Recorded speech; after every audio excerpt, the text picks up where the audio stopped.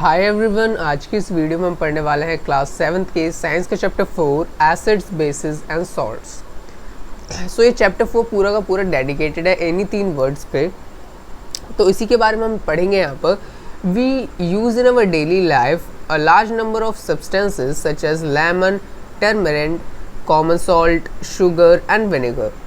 सो हम अपनी day to day life में बहुत सारे सब्सटेंसेस से गो थ्रू करते हैं, बहुत सारे सब्सटेंसेस खाते हैं, देखते हैं। तो उनमें से क्या है, लेमन है, टर्मरिक का मतलब होता है इमली, ओके, कॉमन सॉल्ट, शुगर और विनेगर। इन सब चीज़ों को आपने कभी ना कभी चखा होगा। Do they have same taste? क्या इन्हीं सभी सब्सटेंस का सेम टेस्ट होता है? नहीं, सबका अलग अलग टेस्ट होता है। शुगर का अलग टेस्ट होगा, सॉल्ट का अलग टेस्ट होगा, लेमन का अलग टेस्ट होगा। Let us recall taste of some edible substances listed in table 4.1. If you have not tasted any of these substances, taste it now. Enter the result in table 4.1. So 4.1 table में कुछ substances यहाँ पर list करे गए हैं। आपको उनको चखना है अभी के अभी, अगर आपने नहीं चखा है कोई भी आइटम इनमें से।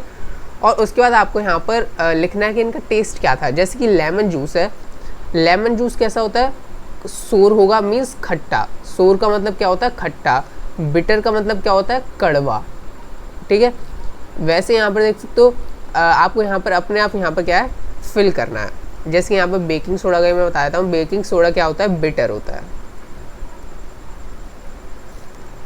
मीन्स कड़वा होता है। या फिर कोई और अदर टेस्ट का कोई चीज़ हो तो आपको वो भी लिख लेना है।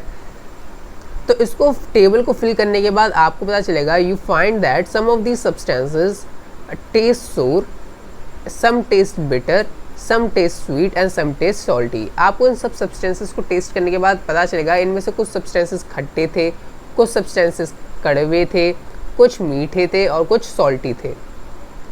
Acids and bases. अब हम पढ़ेंगे 4.2 सेक्शन में एसिड्स एंड बेसिस के बारे में। Curd, lemon juice, orange juice and vinegar taste सोर।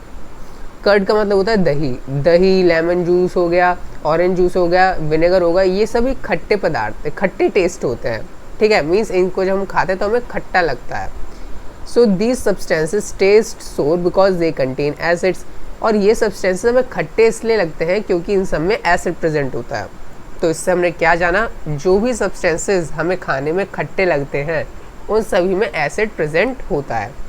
The chemical nature of such substances is acidic. Chemical nature कैसा है इनका?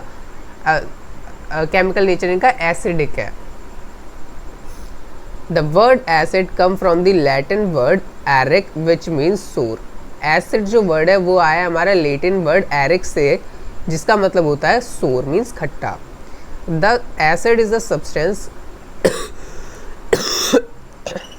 The acids in the substance are natural acid. इन सभी सब्सटेंसेस में जो एसिड है वो एक नेचुरल एसिड है, मीन्स ह्यूमन मेड। ह्यूमन ने नहीं बना के उसमें एसिड डाला है, नेचर ने ही खुद उसमें एसिड डाला है। What about baking soda? Baking soda के बारे में आपको क्या पता है? Does it also taste sour? क्या ये भी खट्टा होता है? If not, what is its taste? अगर नहीं तो उसका टेस्ट क्या होता है वो बताओ। Since it does not taste sour, it means that it has no acid in it. Baking soda खट्टा नहीं होता, इसका मतलब ये हुआ इसके अंदर एसिड प्रेजेंट नहीं है। It is in taste, it is bitter in taste. ये कड़वा होता है। बेकिंग सोडा कैसा होता है? कड़वा होता है टेस्ट में। If you rub its solution between fingers, it feels soapy. अगर आप बेकिंग सोडा को अपनी उंगलियों के बीच घिसोगे तो आपको साबुन जैसा फील होगा, सोपी जैसा फील होगा, साबुन जैसा। Generally, substances like these, which are bitter in taste and feel soapy on touching, are known as bases. So ऐसे substances जो कड़वे होते हैं खाने में और उनको जब आप अपने उंगलियों के बीच में घिसोगे तब आपको सोपी जैसा फील होगा, मीन्स उनको टच करने पे सोप जैसा लगता है। तो ऐसे सब्सटेंसेस को हम बेसिस कहते हैं। ओके, सो जैसे कि अगर साबुन भी इसमें आएगा, यस, साबुन भी एक बेस है, बेसिस में ही आएगा क्योंकि उसका नेचर कैसा है? बेसिक है। क्योंकि वो अगर आप साबुन खाओगे तो आपको कड़वा लगेगा और अपने उंगलियों के बीच घिसोगे तो वो साबुन जैसा ही लगेगा। The nature of such substances is said to be basic. ऐसे सब्सटेंसेज का नेचर बेसिक कहा जाता है। If we can not test any substance, how do we find its nature. अब क्वेश्चन है यहाँ पर, अगर हम कोई से ऐसे भी सब्सटेंसेस है जिनको हम खा नहीं सकते लेकिन हमें उनका नेचर पता लगाना है, क्या वो एसिडिक है क्या वो बेसिक है, तो हम कैसे लगा सकते हैं। Special type of substances are use to test whether a substances acidic और बेसिक। सो स्पेशल टाइप के सब्सटेंसेज यूज़ करे जाते हैं ये टेस्ट करने के लिए कि क्या कोई भी सब्सटेंस या कोई भी पदार्थ एसिडिक है या बेसिक है। ऐसे सब्सटेंसेस को हम इंडिकेटर्स कहते हैं। इंडिकेटर्स क्या करते हैं, इंडिकेटर्स अपना कलर चेंज कर देते हैं जब भी वो एसिड या बेस के कांटेक्ट में आते हैं। The indicator changes their colour when added to a solution containing an acid and basic. So indicators क्या होते हैं, इंडिकेटर्स भी एक सब्सटेंस होते हैं जो कि एसिड और बेस के कांटेक्ट में आने पे डिफरेंट कलर देते हैं, जिनसे हमें पता चल जाता है कि हाँ इस सब्सटेंस में एसिड है और इस सब्सटेंस में एसिड नहीं है, सब्सटेंस में बेसिक है। Turmeric, litmus, China rose petal, गुड़हल जिसको हम कहते हैं, etcetera some example of natural occurring indicators. अब यहाँ पर कुछ इंडिकेटर्स के नाम है, इंपॉर्टेंट है। टर्मरिक है पहला, टर्मरिक मीन्स होता है हल्दी, हल्दी हो गया, लिथमस पेपर हो गया, चाइना रोज पेटल हो गया। तो ये 3 हमें एग्जांपल दे रखे हैं नेचुरल ऑकरिंग इंडिकेटर के, मीन्स ये नेचुरल इंडिकेटर है, कोई मैन मेड इंडिकेटर नहीं है ये। इन तीनों के बारे में हम यहाँ पर डिटेल में पढ़ने वाला है। उससे पहले यहाँ पर डू यू नो, यहाँ पर देख सकते हो टेबल आ चुकी है शानदार सी। आपको इस टेबल को पूरा का पूरा याद करना पड़ेगा क्योंकि एग्जाम पॉइंट ऑफ व्यू से बहुत ज़्यादा इंपॉर्टेंट है। नेम ऑफ एसिड क्या है, एसिटिक एसिड किस में प्रेजेंट होता है, विनेगर में। फॉर्मिक एसिड प्रेजेंट होता है आंटिस्टिंग में। सिट्रिक एसिड प्रेजेंट होता है सिट्रिक्स जूसेस में, जैसे कि ऑरेंज, लेमन और एक्सेट्रा। लैक्टिक एसिड प्रेजेंट होता है कर्ड में। ऑक्जेलिक एसिड प्रेजेंट होता है स्पिनच में। एस्कॉर्बिक एसिड प्रेजेंट होता है आमलस या फिर सिट्रिक जूसेस में या फिर सिट्रिक फ्रूट्स में, ठीक है। टार्ट्रिक एसिड प्रेजेंट होता है टैमरिंड और या फिर ग्रेप्स या अब अनरिप्ड मैंगोज मीन्स कच्चे आम, इन सब में टार्ट्रिक एसिड प्रेजेंट होता है। वैसे ही all the acid mention above occur in nature, सभी एसिड्स जो ऊपर लिखे हुए हैं वो सब नेचुरल एसिड है उनके अंदर। नेम ऑफ बेस, बेस का नाम यहाँ पर दे रखा है कैल्शियम हाइड्रोक्साइड, ये किस में पाया जाता है, लाइम वाटर में पाया जाता है। लाइम वाटर एक क्या है, बेसिक है। अमोनियम हाइड्रोक्साइड विंडो क्लीनर में पाया जाता है, जैसे कि कॉलिन वॉलिन हो गई वैसे। सोडियम हाइड्रोक्साइड, पोटेशियम हाइड्रोक्साइड पाया जाता है। मिल्क ऑफ मैग्नीशिया में मैग्नीशियम ऑफ हाइड्रोक्साइड पाया जाता है। देखो मिल्क ऑफ मैग्नीशिया का मतलब ये नहीं है कि मिल्क से बना है, मिल्क ऑफ मैग्नीशिया तो नाम है, ये किससे बना होता है, मिक्सचर होता है ये मैग्नीशियम का, magnesium plus alkaline water, alkaline water, इन दोनों के मिक्सचर से हमारा मिल्क ऑफ मैग्नीशिया बना होता है। ओके, अल्कलाइन वाटर क्या होता है, अल्कलाइन वाटर वो वाटर होता है जिसकी पीएच वैल्यू हाई रहती है नॉर्मल वाटर से। अब पीएच वैल्यू क्या होती है, पीएच वैल्यू आप आगे पढ़ोगे। नेचुरल इंडिकेटर्स अराउंड अस 4.2 में हम पढ़ेंगे कुछ नेचुरल इंडिकेटर्स के बारे में। सबसे पहले हम पढ़ेंगे लिथमस के बारे में। अ नेचुरल डाई, डाई का मतलब होता है colour.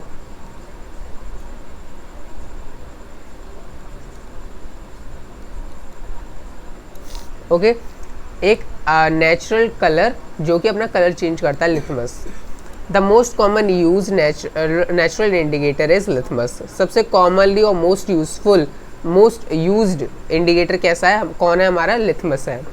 It is extracted from lichens, इसको हम लाइकेंस से एक्सट्रैक्ट करते हैं, इसको लाइकेंस की मदद से बनाते हैं। लाइकेंस क्या होते हैं, चैप्टर 1 में आपने पढ़ा है, सिम्बायोसिस रिलेशनशिप। तो सिम्बायोसिस रिलेशनशिप में जो वो एल्गा और फंगाई का रिलेशनशिप था, उसकी वजह से क्या बनते थे, लाइकेंस बनते थे। तो वही लाइकेंस लिथमस पेपर बनाने में यूज़ होते हैं। It has a mauve purple colour in distil water. ये अगर इसका बाय डिफ़ॉल्ट कलर की बात करें लिथमस पेपर की, तो वो मॉव कलर का होता है, मतलब पर्पल कलर का होता है। और अगर आप उसको डिस्टिल वाटर में डुबा दोगे तो भी वो पर्पल कलर का ही होगा। डिस्टिल वाटर में डुबाने के लिए क्यों कह रहे हैं, क्योंकि इसकी पीएच वैल्यू नॉर्मल रहती है डिस्टिल वाटर की। ना एसिडिक होता है ना बेसिक होता है। डिस्टिल वाटर प्रिपेयर कैसे होता है? डिस्टिल वाटर जैसे कि अगर आप पानी लोगे अपने पतीले में और उसको गर्म कर दोगे तो ऊपर एक प्लेट रख दोगे और ऊपर प्लेट पे जो भी ड्रॉपलेट्स होंगी उन सबको आप एक ग्लास में निकाल लोगे, तो वही आपका क्या होगा, जो ग्लास में जो पानी आपने ऊपर जो प्लेट पे जम गया था पानी, वही आपका एक डिस्टिल वाटर था। ठीक है, सो डिस्टिल वाटर ना ही एसिडिक है ना ही बेसिक है, इसलिए ये अपना बाय डिफ़ॉल्ट कलर पर्पल में रहता है। Litmus paper when added to an acidic solution it turn red. जब हम लिथमस पेपर को किस में करेंगे, एसिड के साथ, एसिड सोल्यूशन से डुबोएंगे, मीन्स कोई जैसे कि लिथमस पेपर लिया उसमें मैंने नींबू निचोड़ दिया तो वो किस कलर का हो जाएगा, रेड कलर का हो जाएगा, क्योंकि नींबू में क्या होता है, लेमन में क्या होता है, एसिड प्रेजेंट होता है। When added to a basic solution it turns blue. जब हम उसको बेसिक सोल्यूशन मीन्स उसमें बेस डाल देंगे, जैसे मान लो मैंने लाइम वाटर उसमें डाल दिया तो वो ब्लू कलर का हो जाएगा लिथमस पेपर हमारा। It is available in the form of solution और in the form of strips of paper. Litmus paper एक सोल्यूशन की फॉर्म में भी हम पा सकते हैं, जो इंडिकेटर है वो सोल्यूशन की फॉर्म में भी मिलता है और पेपर की फॉर्म में भी मिलता है, लिथमस पेपर की फॉर्म में, जिसको हम लिथमस पेपर कहते हैं। Generally it is available as red और ब्लू लिथमस पेपर। जनरली ये पर्पल कलर का नहीं मिलेगा आपको, रेड या ब्लू कलर का मिलेगा। Mix some water with lemon juice in a plastic cup tumbler test tube. आपको कुछ वाटर मिक्स करना है लेमन जूस में, ठीक है, लेमन जूस लेना और उसमें वाटर मिक्स करना है। Put a drop of the above solution on a strip of the red litmus paper with the help of a dropper। आपको कुछ ड्रॉप डालने हैं above solution on a strip। आपको जो above ऊपर जो आपने सोल्यूशन यहाँ पर प्रिपेयर किया था वाटर और लेमन जूस का, उसको आपको रेड लिथमस पेपर में डालना है with the help of dropper. Means वो जो ड्रॉपर दवाई के साथ आता था ना छोटे बच्चों को पिलाने के लिए, वैसे वाला ड्रॉपर है। Is there any change in colour? तो आप क्या कुछ चेंज होगा कलर में? तो नहीं, यहाँ पर चेंज क्यों नहीं होगा कलर में, क्योंकि लेमन जूस क्या है, इस लेमन जूस में क्या होता है, एसिड होता है और लिथमस पेपर रेड कलर का है और एसिड के साथ मिलके लिथमस पेपर रेड कलर का ही रहता है, तो ये रेड कलर का ही रहेगा हमारा लिथमस पेपर, कोई भी चेंज नहीं होगा कलर में। Repeat the same exercise with the blue litmus paper. Blue litmus paper के साथ जब आप इसको रिपीट करोगे तो blue litmus paper red colour का हो जाएगा, क्योंकि एसिड प्रेजेंट होता है लेमन जूस में। Note down if there is any change in colour. Perform the same activity with the following substances. आपको इन सब सब्सटेंसेस के साथ ये परफॉर्म करनी है एक्टिविटी। टैप वाटर के साथ करनी है, जो आपके नल का पानी होता है उसमें भी यहाँ पर आपकी एसिड की परसेंटेज ज़्यादा हो सकती है, तो उसमें भी रेड ब्लू हो सकता है। डिटर्जेंट सोल्यूशन के साथ, एरेड ड्रिंक्स के साथ, एरेटेड ड्रिंक्स क्या होते हैं, जैसे कि कोक हो गई, जो नॉर्मली जो हम पीते हैं ना, कोक हो गई, स्प्राइट हो गई, फैंटा हो गई, ये सब इसी में आती है, इसी की बिवरेजेस है। Soap solution, shampoo, common salt solution, sugar solution, vinegar, baking soda solution, milk of magnesia, washing soda solution, lime water, इन सब के साथ आपको ये सब करना है। मीन्स लिथमस पेपर के साथ आपको इन सब के एक्सपेरिमेंट करना है और पता लगाना है कौन सा एसिड है कौन सा बेसिक है। If possible make solution in distil water. अगर पॉसिबल हो तो आप इन सब का सोल्यूशन डिस्टिल वाटर में बनाइएगा। मीन्स ऊपर हमने वाटर मिलाया था ना, वाटर प्लस लेमन जूस मिला था, क्यों अब बोल रहे हैं डिस्टिल वाटर में बनाइएगा, क्योंकि डिस्टिल वाटर में जो पीएच वैल्यू जो होती है वो रहती है नॉर्मल। तो नॉर्मल का मतलब क्या होता है, पीएच वैल्यू नॉर्मल का मतलब अगर पीएच वैल्यू ज़्यादा होगी तो एसिडिक हो जाएगा, कम होगी तो बेसिक हो गया। तो अगर डिस्टिल वाटर है तो डिस्टिल वाटर में ना ही वो एसिडिक है ना ही वो बेसिक है, तो जो भी आप सोल्यूशन मिलाओगे तो वो सही रीडिंग देगा। ऐसे नहीं कि आप बेसिक मिला दो लेकिन वाटर पहले से आपका एसिडिक था, टैप वाटर, तो इसलिए वो गलत रीडिंग दे देगा, तो इसलिए बोला डिस्टिल वाटर ले रहा। रिकॉर्ड करो अपनी ऑब्जर्वेशन 4.2 टेबल में लिखो। फिर in your table are there any substance on which litmus has no effect? क्या ऐसे भी कोई substances थे जिनका लिथमस पेपर पे कोई भी असर नहीं हुआ? नेम दो substances। मीन्स ऐसे जो substances थे जिन्होंने ना, जैसे कि रेड लिथमस पेपर है, अगर इसमें कोई एसिड डालेगा तो कलर चेंज नहीं करेगा। कलर कौन चेंज करेगा? एसिड डालने पे blue litmus paper red colour का हो जाएगा। अगर हम ब्लू लिथमस पेपर में बेसिक डालेंगे तो ब्लू लिथमस पेपर ब्लू बना रहेगा, लेकिन रेड लिथमस पेपर में बेसिक डालेंगे तो ये ब्लू कलर का हो जाएगा। तो अगर ऐसे भी कुछ सब्सटेंसेस होंगे जो इस पे अगर मैं डालूँ, अगर रेड लिथमस पेपर में अगर वो सब्सटेंस डालूँ तो भी ये रेड ही रहेगा, और ब्लू लिथमस पेपर में अगर वो सब्सटेंस डालूँ तो वो ब्लू का ब्लू ही रहेगा। मीन्स कोई इंडिकेट करेगा ही नहीं।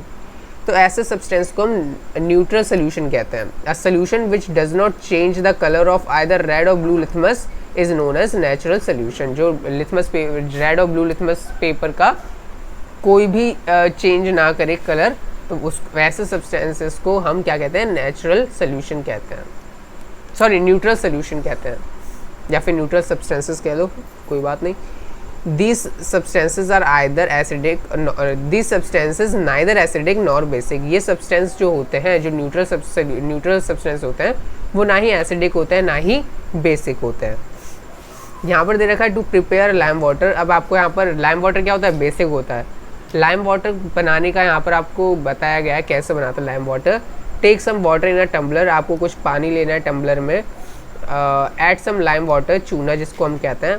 तो आपके घर में चूना होगा तो आपको एक बाल्टी लेनी है, उसके अंदर चूना डाल देना है, ओके, और पानी डाल देना है। और थोड़ी देर बाद आप जो चूना है वो नीचे बैठ जाएगा, मिक्स कर देना चूने को पानी में, और थोड़ी देर बाद आप देखोगे चूना पानी के नीचे बैठ जाएगा, ठीक है। उसके बाद आपको ऊपर से पानी ले लेना, नीचे का चूना छोड़ देना। तो ऊपर के जो पानी लोगे वो मीन्स वाइट कलर का हो सकता है या फिर जैसा भी कलर का हो, तो ऊपर से पानी आपको निकाल लेना। तो वो चीज़ लिखे है start the solution and keep it for some time, थोड़ी देर के लिए उसको रखिएगा। Pour a little from the top, आपको ऊपर से टॉप से आपको वो पानी ले लेना है, एंड दिस इज आपका यही होगा lime water. Turmeric is another natural indicator. Turmeric means हल्दी। हल्दी भी एक नेचुरल इंडिकेटर है जो कि यूज़ करी जाती है बहुत सारी जगह। इसके बारे में अब हम पढ़ने वाले हैं। Take table spoon of turmeric powder, आपको एक टेबल स्पून लेनी है, मीन्स स्पून एक लेनी है टर्मरिक पाउडर की। Add a little water and make a paste, आपको थोड़ा सा उसमें पानी मिलाना है और उसका पेस्ट जैसा बना लेना है। पेस्ट बनाने के बाद make turmeric paper by disposing turmeric paste on blotting paper, filter paper and dry it. Cut a thin strip of the yellow paper obtained. आपको turmeric paper by disposing turmeric paste on blotting paper या filter paper, means आपको filter paper या blotting paper पे आपको जो आपने paste बनाना है turmeric का, वाटर के साथ मिला के आपको पेस्ट बना लेना है टर्मरिक का, उसको आपको सुखाना है फिल्टर पेपर पे लगा के, ठीक है। ड्राई इट, उसको आपको सूखने देना है। सूखने के बाद आपको जो टर्मरिक है उसका एक स्ट्रिप मिल जाएगी, जैसे लिथमस पेपर की स्ट्रिप होती है वैसे आपको टर्मरिक की स्ट्रिप मिल जाएगी एक। आपको और स्ट्रिप कौन से कलर की होगी? येलो कलर की होगी। Put a drop of soap solution on the strip of turmeric paper, आपको उसके बाद जो टर्मरिक पेपर आपको मिला है येलो कलर का, उस पर आपको बोल रहा है सोप की कुछ बूंदे डालिएगा। व्हाट डू यू ऑब्जर्व, तो आप क्या ऑब्जर्व करोगे? आप ऑब्जर्व करोगे कि जो टर्मरिक है वो रेडिश पिंक कलर की हो गई है। क्यों? क्योंकि सोप सोल्यूशन क्या होता है हमारा? बेसिक होता है, और टर्मरिक जो होता है एसिड के साथ येलो कलर देता है। अब यहाँ पर मैं लिख देता हूँ एसिड के साथ येलो, जो उसका बाय डिफ़ॉल्ट कलर है वो येलो, और बेसिक के साथ पिंकिश रेड, ये कलर देता है। ये ध्यान रखिएगा। आप एक ग्रीटिंग कार्ड भी प्रिपेयर कर सकते हो अपनी मदर के लिए उनके बर्थडे पे इसी तरीके से। अब देख सकते हो पिंकिश रेड कलर दे रहा है, देखो यहाँ पर ग्रीन लग रहा है ना, ये क्या सोप सोल्यूशन है, पिंकिश रेड कलर जो दे रहा है। Similarly, test the solution listed in table 4.3 and note down your observation. You may try solution of other substances also. आप इसमें और सारे substances मिला के भी उनकी एसिडिटी और बेसिक नेचर चेक कर सकते हो। नेक्स्ट हमारा इंडिकेटर है China rose a indicator, China rose as indicator. Collect some China rose गुड़हल petal and place them in a beaker. आपको कुछ चाइना रोज मीन्स गुड़हल के जो फूल हैं वो इकट्ठे करने हैं और उनको एक बीकर में रखना है। ऐड सम वार्म वाटर, उसके बाद आपको उस बीकर में थोड़ा गर्म पानी डालना है। Keep the mixture off for some time till water become coloured. आपको उस गर्म पानी में उन पत्तों को मीन्स गुड़हल के पत्तों को तब तक रखना है जब तक गुड़हल के पत्तों का जो कलर है वो उस पानी में नहीं आ जाता। Use the coloured water as an indicator, और वो जो कलर्ड वाटर आपके पास जो बचेगा है ना, उसके बाद पत्तों को निकाल देना, जो कलर्ड वाटर आएगा वही आपका इंडिकेटर है। ऐड 5 drop of the indicator to each of the solution. Table 4.4, table 4.4 में जो है इन सभी को आपको चाइना रोज पेटल के जो पानी है गर्म पानी में रखने के बाद जो पानी बना था कलरफुल, वो उनको आपको इन सभी सोल्यूशन के साथ चेक करना है कि इनकी एसिड है या बेसिक है। इनिशियली इसका कलर क्या था और फाइनल कलर क्या था वो पता लगाना है। लेकिन जैसे कि लिथमस पेपर में भी था, लिथमस पेपर क्या कर रहा था, एसिड के साथ रेड कलर का था, बेसिक के साथ ब्लू कलर का। वैसे ही टर्मरिक एसिड के साथ येलो कलर का और बेसिक के साथ पिंकिश रेड कलर का। अब वैसे ही चाइना रोज पेटल एसिड के साथ कैसा है, बेसिक के साथ कैसा है वो देखते हैं। What is the effect of the indicator on acid base and neutral solution? Neutral solution और एसिड सोल्यूशन बेसिक सोल्यूशन के साथ कैसे ही चाइना रोज इफेक्ट करेगा। China rose indicator turns acidic solution to dark pink means magenta. Acidic solution के साथ वो कैसा कलर देगा, डार्क पिंक, जिसको हम मेजेंटा कलर कहते हैं। बेसिक के साथ वो ग्रीन कलर का हो जाएगा, बेसिक के साथ वो ग्रीन कलर का हो जाता है।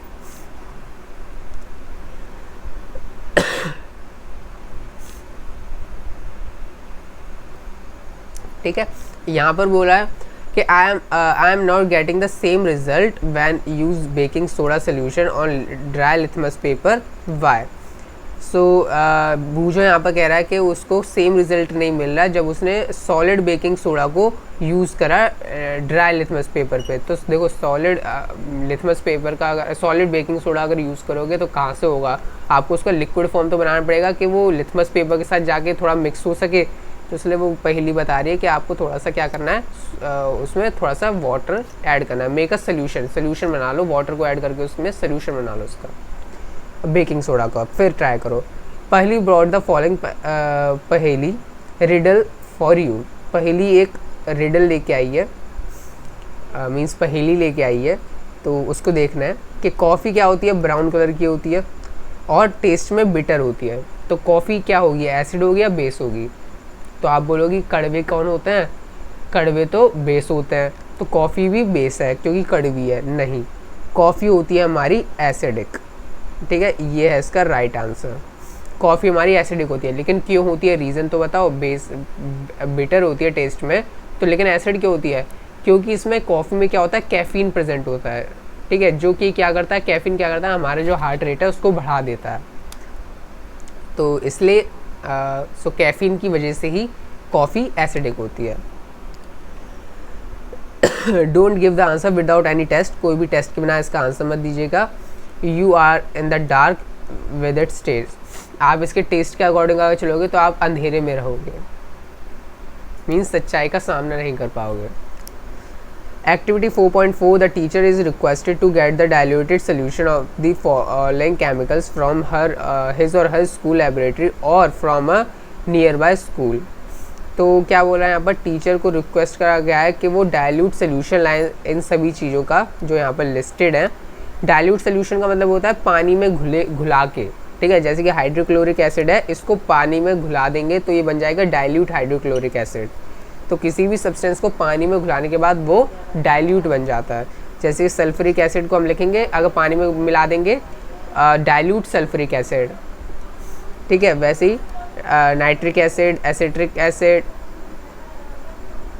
Citric acid, sodium hydroxide, ammonium hydroxide, calcium hydroxide, जिसको हम लाइम वाटर भी कहते हैं, इन सबको हमें डाइल्यूट करना है, मीन्स इनका सोल्यूशन बनाना है।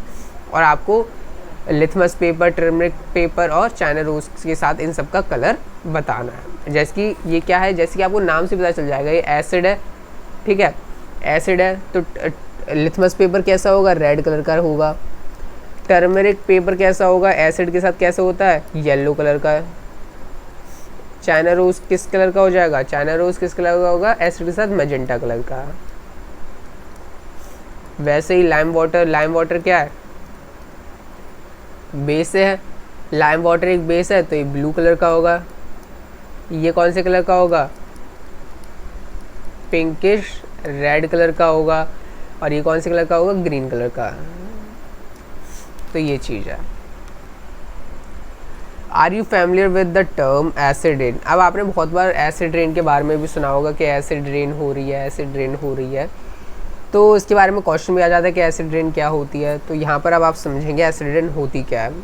Have you ever heard about damaging effect of acid rain. क्या आपने कभी सुना है कि एसिड रेन ने ये डैमेज कर दिया। एसिड का मतलब ये नहीं होता कि एसिड गिर रहा है बादलों से, नहीं नहीं नहीं नहीं। As a name indicates the rain contain excess of acid. Acid तो प्रेजेंट है एक्सेस में इसी को हम क्या कहते हैं, एसिड रेन कहते हैं। मीन्स रेन वाटर में एसिड की मात्रा ज़्यादा है, इसी को हम एसिड रेन कहते हैं। अब ये एसिड आया कहाँ से, where does this acid come from. The rain become acidic because carbon dioxide, sulphur dioxide and nitrogen dioxide which are released in the air as pollutants dissolve in rain droplets to form carbonic acid, sulfuric acid and nitric acid respectively। अब देखो क्या हुआ, acid rain होती क्यों है और acid rain होती क्या है। एसिड रेन मीन्स नॉर्मल बारिश होती है। अब बारिश के पानी में एसिड की मात्रा बढ़ गई तो वो अब कहलाएगी एसिड रेन, जिससे हमारे जो मॉन्यूमेंट्स हैं, जो एशियंट बिल्डिंग्स हैं, उन सबको भी क्या होगा, घाटा होगा, क्योंकि वो भी क्या होंगी, उन पे भी इफेक्ट पड़ेगा इस एसिड रेन का। तो एसिड रेन होती कैसे है, बनती कैसे है, एसिडिक कैसे बन जाता है रेन वाटर, क्योंकि जो हमारे जो पोल्यूशन होता है, जैसे इंडस्ट्री से धुआं निकल रहा है, वो कैसे कैसे पोल्यूशन निकालते हैं, वो कार्बन डाइऑक्साइड इमिट करती है, सल्फर डाइऑक्साइड इमिट करती है, नाइट्रोजन डाइऑक्साइड इमिट करती हैं, जो कि एक पोल्यूटेंट है।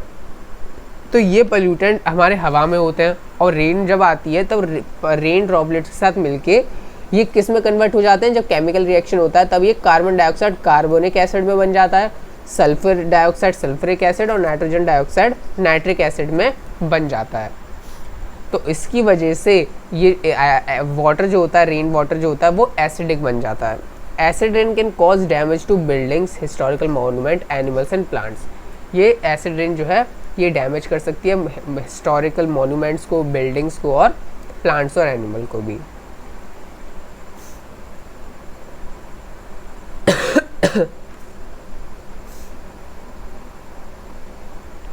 ओके तो ये चीज़ है। Demonstrate the effect of 3 indicators on each of this solution, record your observation in table 4.5। अच्छा, ऊपर की बात हो रही है कि आपको जो करना है। Corrosive in nature, great care should be taken while handling laboratory acid and basic because they are corrosive in nature, irritating and harmful to skin। अब देखो, आपको जब भी आप लेबोरेटरी में एसिड बेस के साथ जब खेल रहे हो तब आपको ध्यान रखना, क्योंकि ये आपकी स्किन भी जला सकता है। करोसिव क्या होते हैं, करोसिव सब्सटेंस क्या होते हैं, जो कि करोसिव सब्सटेंस जो कि अटैक या डिस्ट्रॉय कर सकते हैं केमिकली, ये सब होता है करोसिव। करोसिव सब्सटेंस क्या होते हैं, corrosive substance are defined as a materials that can attack और destroy by chemical action living tissue, organic compounds and metal. Means आपकी स्किन को बहुत तरीक़ों से ये, आपके स्किन हो गई, टिश्यू हो गई, इन सबको हार्म कर सकते हैं। न्यूट्रलाइजेशन, अब देखो हम पढ़ेंगे न्यूट्रलाइजेशन। इसमें हम क्या पढ़ेंगे कि कोई भी एसिड को हम न्यूट्रल कैसे करते हैं या कोई भी बेस को हम न्यूट्रल कैसे करते हैं।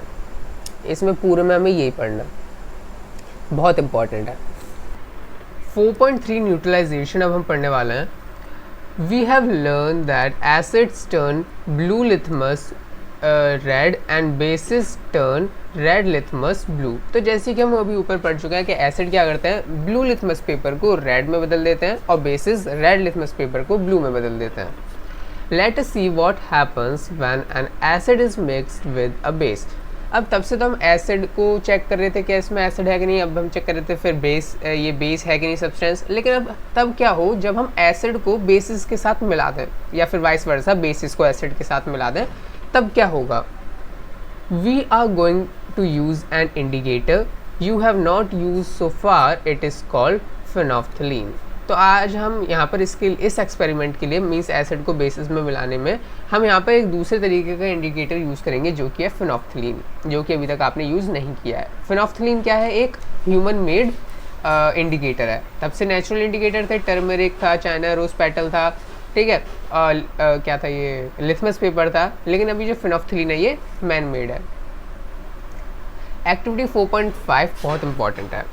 To be demonstrated by the teacher in the class. Fill 1/4 of test tube with a dilute hydrochloric acid. आपको क्या करना है, टेस्ट ट्यूब का 1/4 पार्ट हाइड्रोक्लोरिक एसिड से भर देना है, ठीक है। डाइल्यूट हाइड्रोक्लोरिक एसिड का मतलब क्या होता है, पानी के साथ घोल के हाइड्रोक्लोरिक एसिड जो सोल्यूशन बनता है पानी के साथ घोलने के बाद उसको डाइल्यूट हाइड्रोक्लोरिक एसिड कहते हैं, ठीक है। एसिड, इसमें आपको ध्यान रखने वाली बात है, अभी हमने एसिड डाला है इसमें 1/4 हमने क्या डाला है, एसिड डाला है। नोट डाउन इट्स कलर, आपको उसका कलर नोट डाउन करना है। Note down the colour of phenolphthalein solution, आपको फिनोफ्थलीन सोल्यूशन का भी कलर नोट डाउन करना है। Add 2 to 3 drop of indicator to the acid. Now shake the test tube gently. आपको क्या करना है, फिनोफ्थलीन के 2 से 3 ड्रॉप डालने हैं इस एसिड में। मीन्स पहले इसमें आपने हाइड्रोक्लोरिक एसिड डाला था, उसके बाद 2 से 3 बूंद आपने यहाँ पे इसमें इंडिकेटर डाला फिनोफ्थलीन, ठीक है।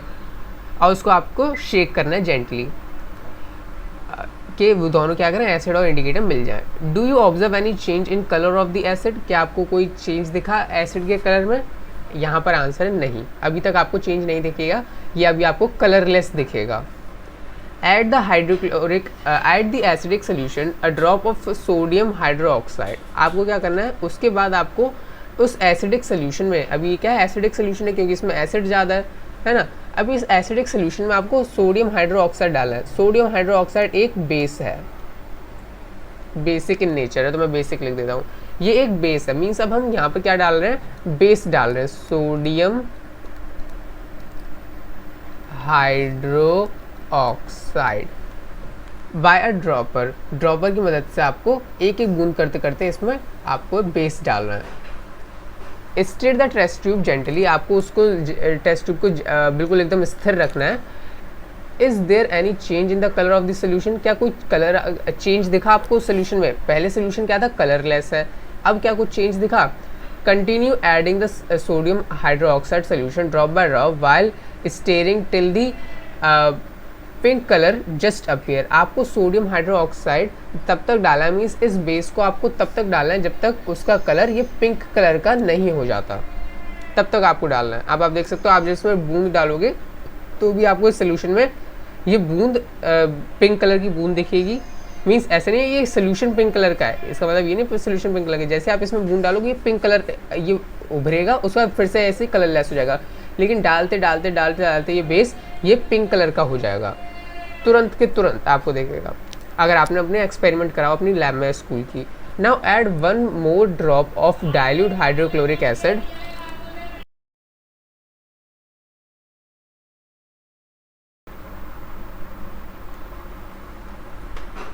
Now add 1 more drop of dilute hydrochloric acid. What will you observe? उसका जैसे ही आपका तुरंत के तुरंत आपने जब बेस डाल रहे थे, तुरंत के तुरंत जैसे ही पिंक कलर हुआ था, वो कलरलेस सोल्यूशन से पिंक कलर जैसे ही हुआ था बेस डालने की वजह से, तभी आपको रुक जाना है बेस डालना।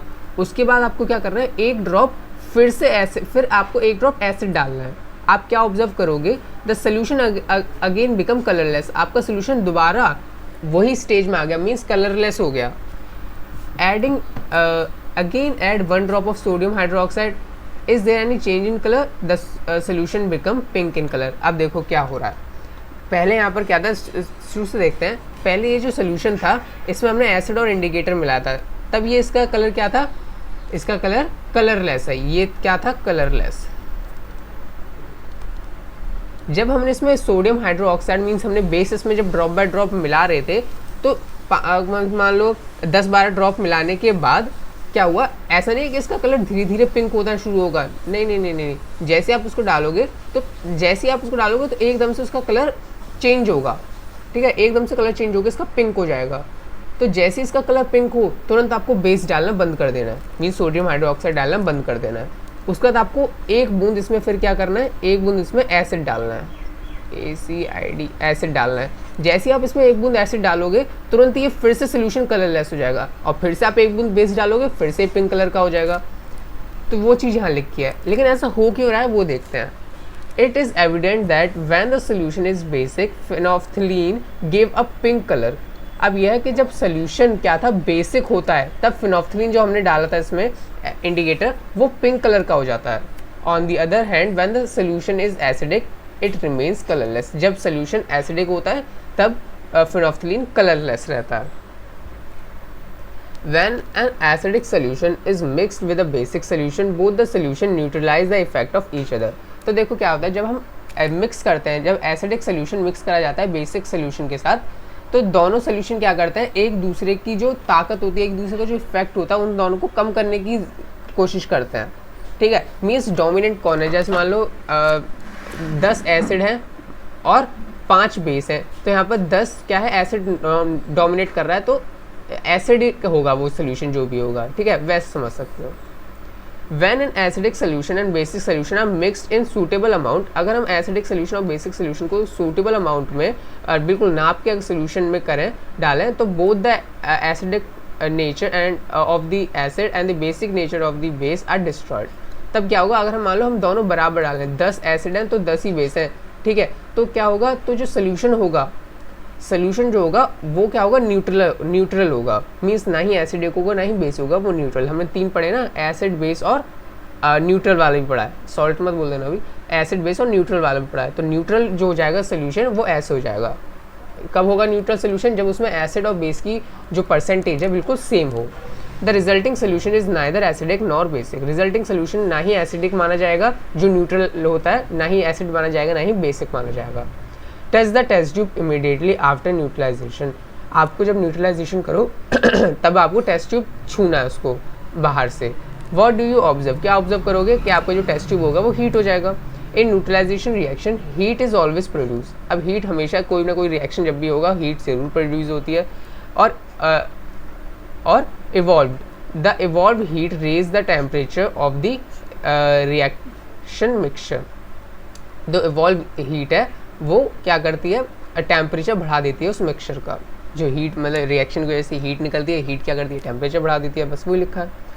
इन neutralization reaction a new substance is form. Neutralization reaction में हमेशा एक नया सब्सटेंस बनता है। जैसे कि अगर कुछ ना बन रहा हो, आपको दिख रहा हो, तो हीट तो ज़रूर लिख देना कि हीट तो बनी रही है। उसको हम क्या, लेकिन यहाँ पर उसको क्या कहते हैं, उसको हम कहते हैं सॉल्ट। मीन्स हर ऐसे नहीं, वो खाने वाला सॉल्ट नहीं, हर किसी चीज़ का सॉल्ट बन सकता है। जैसे कि कोई भी एसिड का कर रहे हो या फिर जो भी सोल्यूशन ले रहे हो एसिड बेस का, तो उसका कोई सॉल्ट बनेगा, या फिर कोई और रिएक्शन हो रहा है उसका भी कोई सॉल्ट बनेगा। हमेशा सॉल्ट वो खाने वाला ही नहीं बनेगा।